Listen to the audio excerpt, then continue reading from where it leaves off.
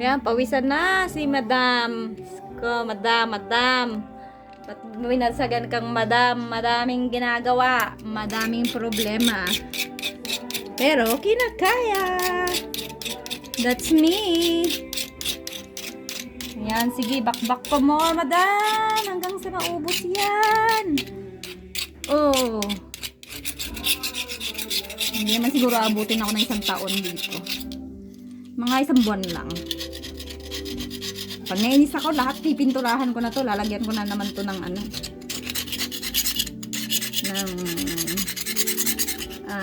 muna. Tawag dito, flat white muna ang ilalagay ko. Since nalason naman na itong ball na to, matagal na din. So, ang gagawin ko dito ay